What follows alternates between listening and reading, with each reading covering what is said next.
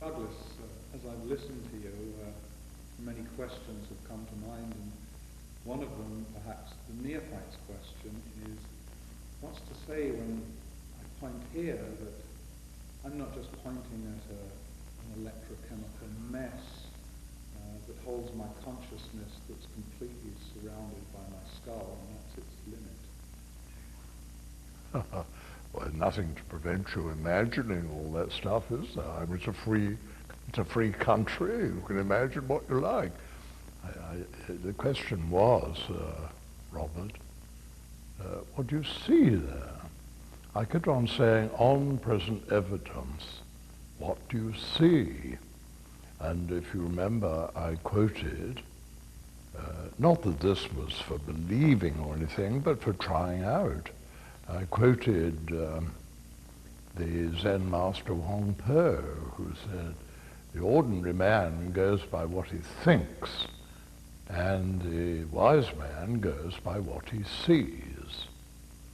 And what we were up to, at least what I was up to and continue to be up to, is having a go to see whether what we see isn't a good enough world for living in before we completely reverse everything and muck it up. And reverse very often the messages that are coming to us from the given world, the conceptual world, the thought-up world, an instance of which you have kindly just donated. Well, I mean, that's what we do.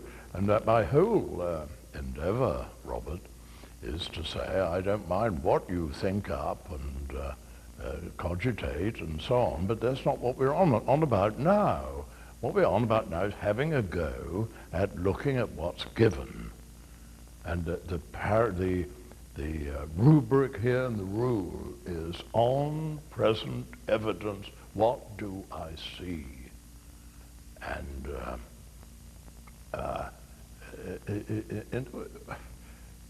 also where comes in, you see. I mean, where do you see? I don't know if anybody ever did see what you described, but I don't think they saw it in the place you were pointing at. I think they saw it in the laboratory somewhere. I say, what did you see there? What do you see there now? When you point, would you perhaps have another go and tell me? On present evidence. Well, on present evidence, I see nothing. Well, that's right. Congratulations. You see nothing in that direction, but I think the nothing is filled with the seeing in this direction, isn't it? And you see, Robert, I take this seriously for several reasons.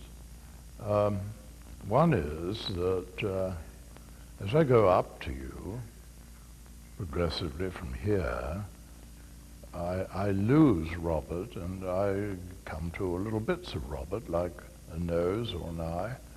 As I approach and get nearer and nearer, I come to why cells and molecules and atoms and all that stuff. And at the point of contact, which is right where you are, what you're looking out of now, of course I'm looking at it in that direction and you're looking out of it, so I'm getting a different view of it. But I lose you absolutely there, and I find at that place, when I've gone right up to it, I find nothing, which is exactly what you find. And brain, you mentioned a brain in the skull.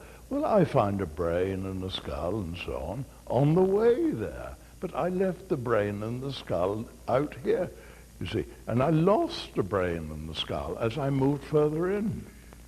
And if you had now a window in your forehead here, I would see your brain there.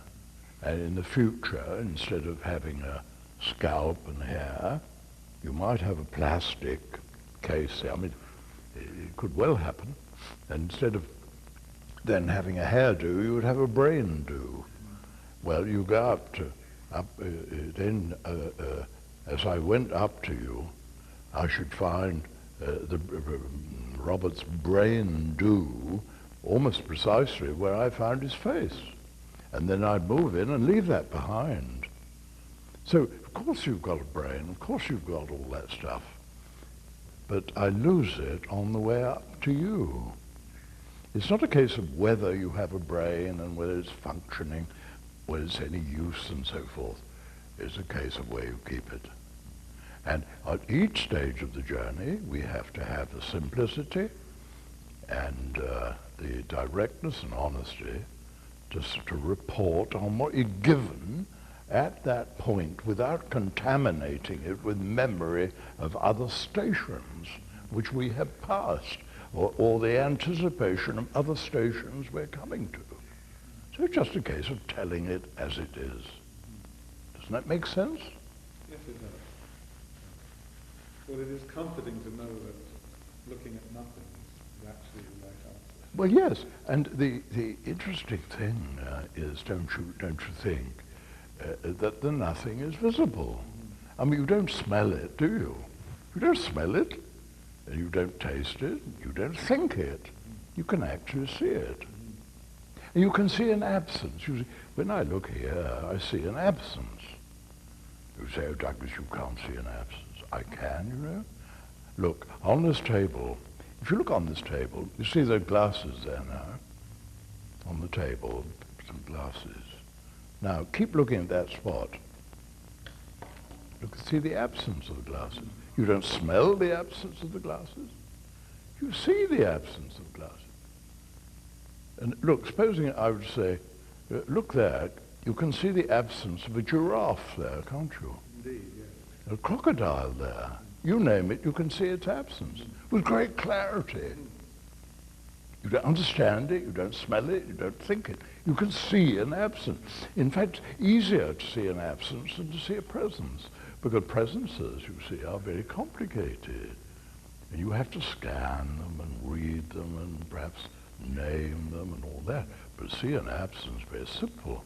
So I say, when I look here, I see the absence or the nothingness with a special degree of clarity, which really I find terribly interesting, because one of the medieval definitions of God, who is alleged to be nearer to me than I am to myself, and even nearer to Robert than Robert is to Robert, that only God is perfectly visible, because only God is perfectly simple.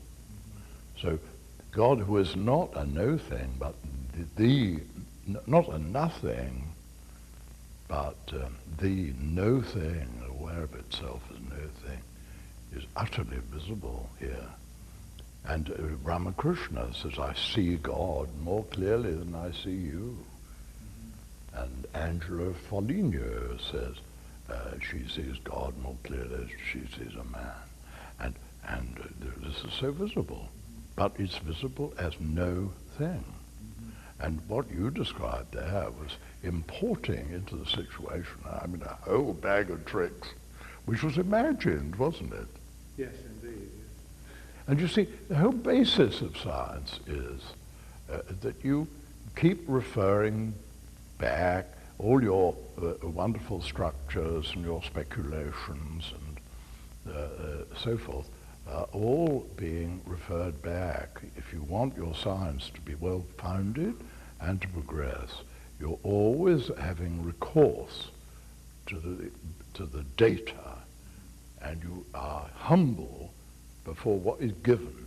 And humility in front of the given means you don't muck about with it and impose on it a lot of stuff which is not given on that occasion. Well, that's really cleared it up, that question very nicely. I hope it has really. Yes, it really has. Another question that I find quite important is that many of us have problems that we have to deal with on a day-to-day basis, money problems. Many of us? All of us. Could you mention someone who hasn't? I mean, an adult person. Mm-hmm. All of us. How does this help us in solving those problems, dealing with those problems? Could you give me a specific problem? Let's not be vague. Well, it's somebody who might be very worried about money right now. They're going broke. So, how will this help them? Well, you see, is that quite relevant? I mean, it's about who we really, really are. And it's not a question of how healthy your bank balance is and how it might be improved. It's another field, isn't it? I mean, you don't say, how does the theory of Freud's theory of the unconscious help me to earn more money? Or Darwin's doctrine of evolution, how did it help me to be happy this evening?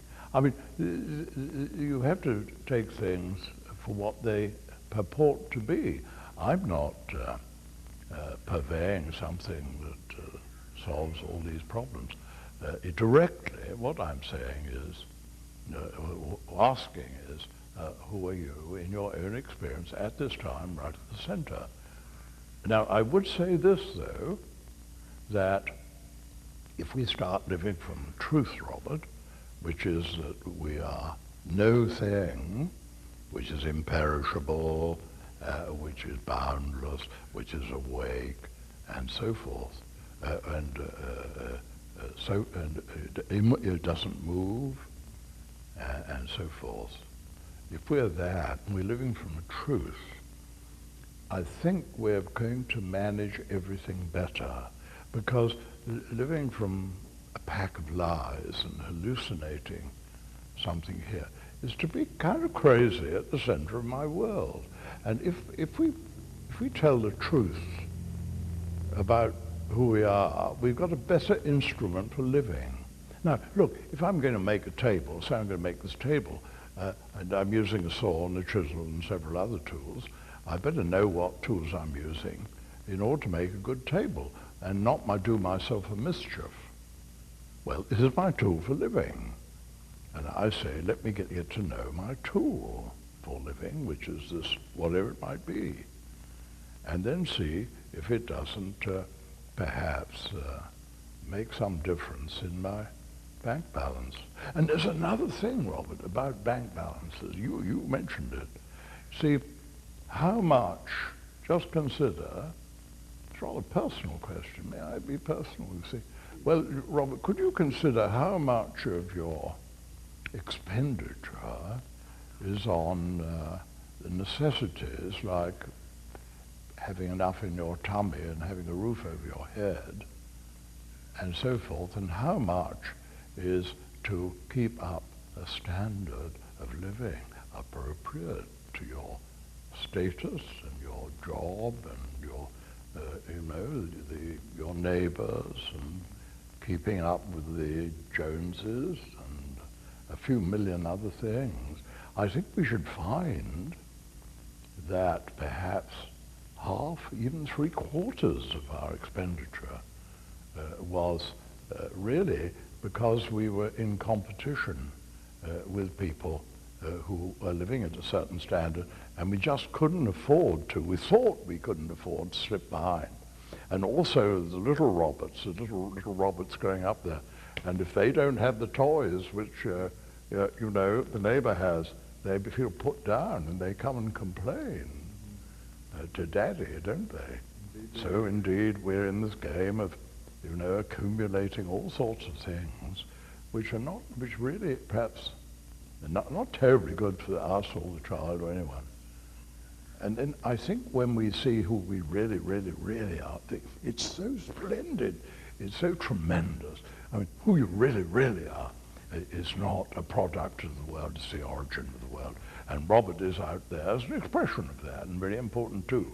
But who you are is splendid, awesome beyond belief. Now, it really, keeping up with the Joneses is not necessary. God doesn't have to keep up with any Joneses, I tell you. So, and this helps your bank balance, you see. Really, I'm sure it does.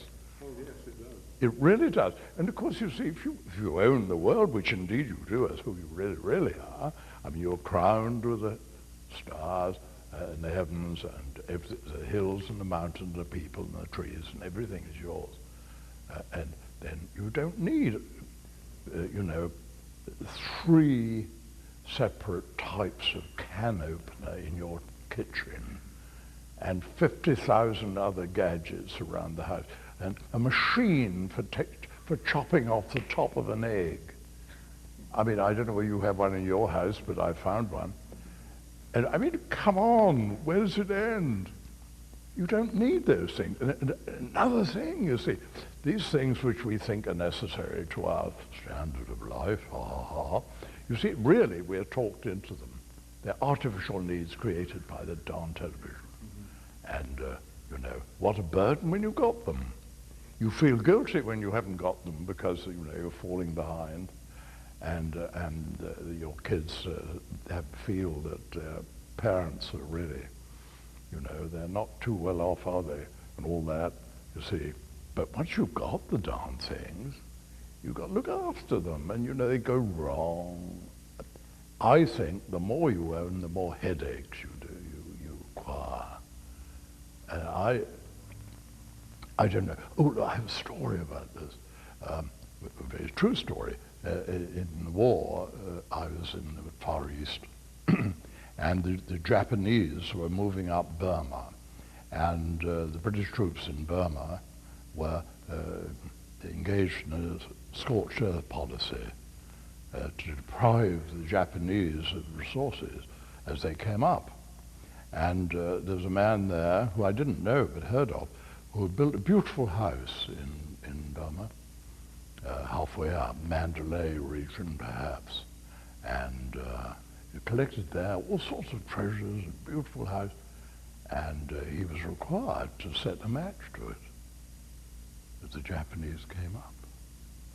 And it was a terrible thing, terrible thing.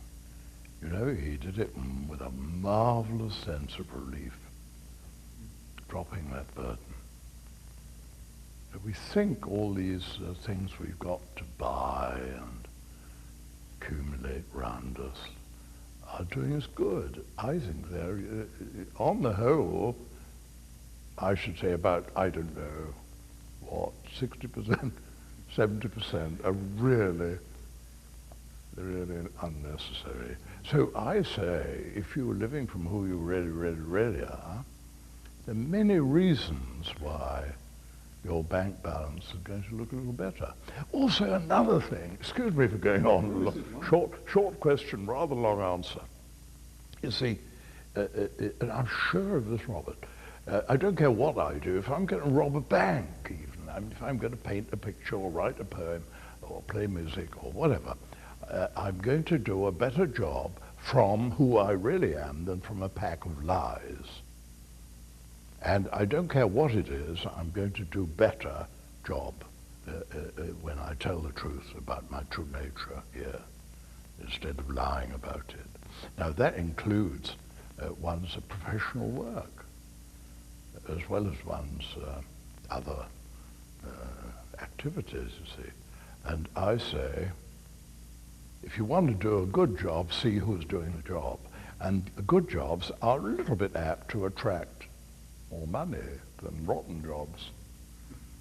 So there are about 5 reasons why you could confidently, no, not with total confidence, you could reasonably expect some improvement in your bank balance. Well, you used you brought up that instance. And in other words, to sum it all up, what we've been on about, this thing we've been on about together, is intensely practical. Would you agree? Yes. Well, another question that flows from that, one of the things that we've talked about is busting oneself wide open for people. Mm-hmm. Many people are quite frightened of other people. Mm. And there's an element of fear Mm. in busting oneself open for the world. Mm. What would you say to people who have that fear? Well, first of all, Robert, I would say you don't bust yourself open. You are busted open. You've no choice. You've no choice. And you may as well tell the truth. I mean, you've nothing to shut it up with. I mean, It's not a case of whether I want to or not. I am busted wide open. And you said rather inaccurately, Robert, that I advise people to bust themselves open. I say, don't do anything of the sort. Don't do it. See that you are busted. In fact, you never were. You always were open, you see. It was always glass-nosed. It always was open. So, A, you don't have an option. And secondly, what about dealing with people who are going to give you a hard time? Shouldn't you keep them out? I mean, you don't want to be invaded by every Tom, Dick, and Harry do. You want to keep some people at a distance, and you can't afford to be so open. Well, the thing is, first of all, you don't have any option. And secondly, what's safe? I mean, what if I put here, which is illegitimate and untrue, my Douglasness, I'm exposing that to attack and ridicule and all that stuff.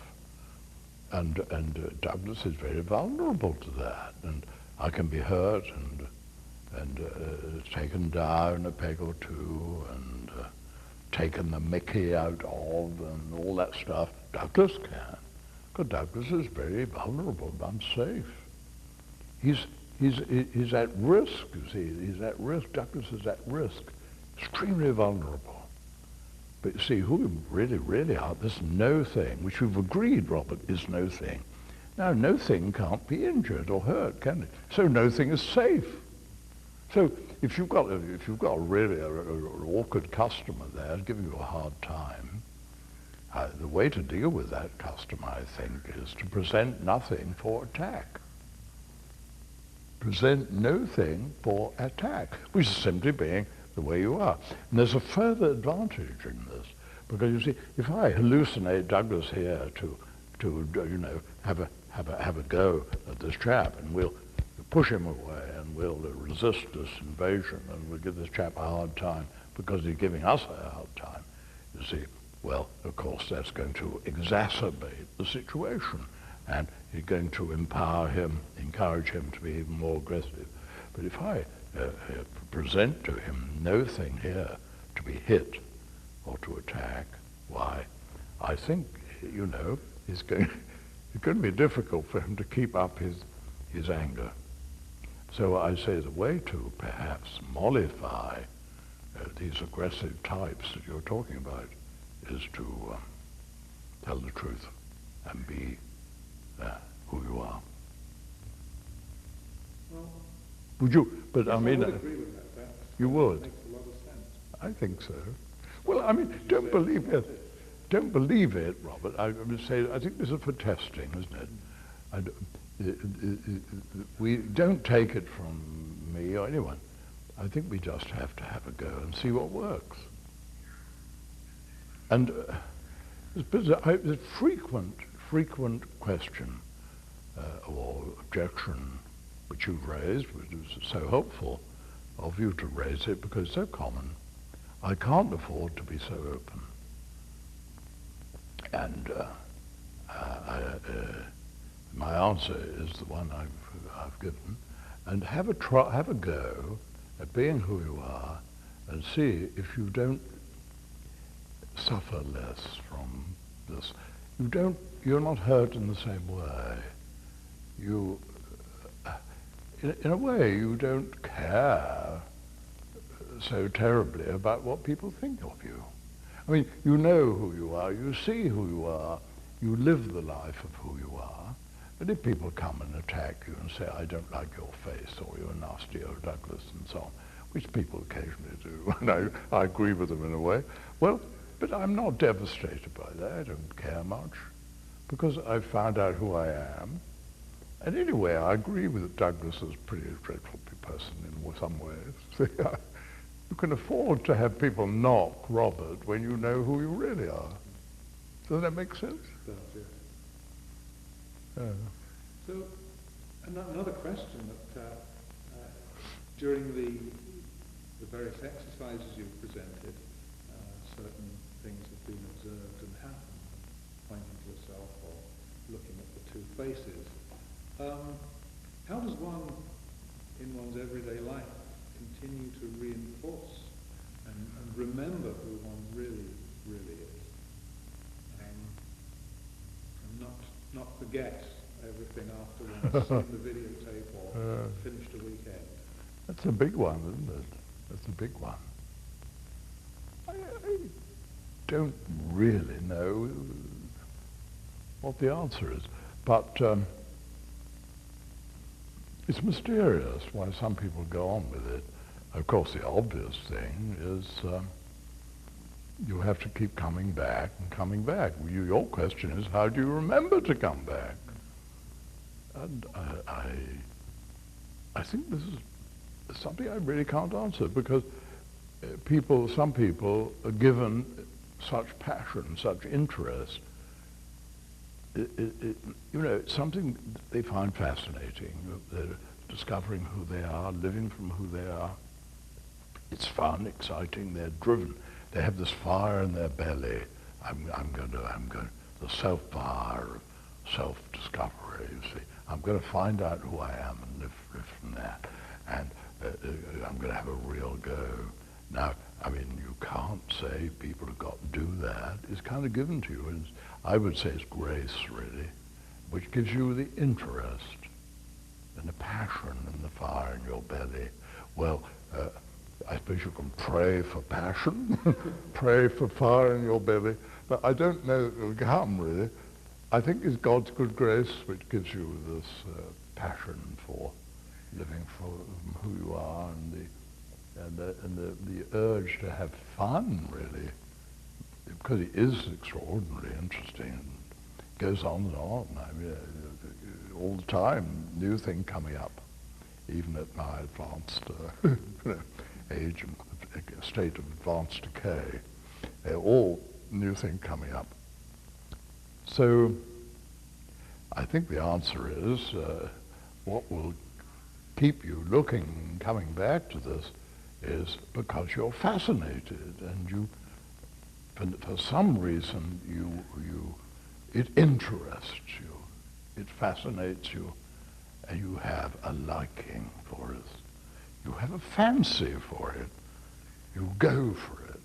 And all I can say is it's a pity to go through our life and engaged in trivia, really, isn't it? And not address these fundamental questions.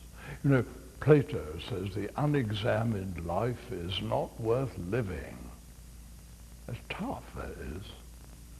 And I do think in the end that's true, you see. And why is it true, Robert? Because when I don't go into this, you say, well, it's optional. Some people want to find out who they are, and some people want, play snooker and make $1 million or something. And it's just a matter of choice, really. But it's not so, really, because who you are is so fundamental. And who you are, I'm absolutely sure of this. When we investigate who we are, we find we are just incredibly more fortunate and blessed than ever we had suspected. And that in this inquiry is not only entertainment, but really getting all our hearts can desire. And more than that. There's such blessing in it. You see, God's world, which is the world of given, not the world we think up, the world of given, on-present evidence world, I say that is replete with blessing. For example, one of the blessings is that we are built for loving in that world. We're built open for one another. I'm built open for Robert. Robert's built open for Douglas. That's one of the blessings. So I think we have every reason to keep coming back to who we are. Every time we come back and make the journey home, whether on the vehicle of our spectacles, our toothbrush, our comb, or pointing, or just looking, single eye, however we come home, I say it gets easier every time. But we have to do it. And I repeat, I don't know why some people are driven to do this with great passion, and others say, well, I see this, so what? I don't know. why that should be so. It's a mystery. Oh, Douglas, thank you very much for answering my question. Have you got some more? I don't think so, no. But are you quite sure? I mean, I don't want to bulldoze you. No, there are no questions that come to mind right now. So, But would you say it's worth having a go? oh, definitely. Definitely. Your heart and your mind would say that, wouldn't they? Definitely. Yeah. A lot of different philosophies and religions give us incredibly complex roots home. Mm. And it's rather nice to just point there. Well, you see, the thing which had been advertised down the ages to be the great treasure was very often represented as a treasure extremely hard to discover and to excavate and take away. I mean, it's incredibly hard work to find it and go off with it. And I think that in our time, thank the dear Lord, I think we have some tools for the job, and they make the job so much easier initially, although the work has to be put in to habituate.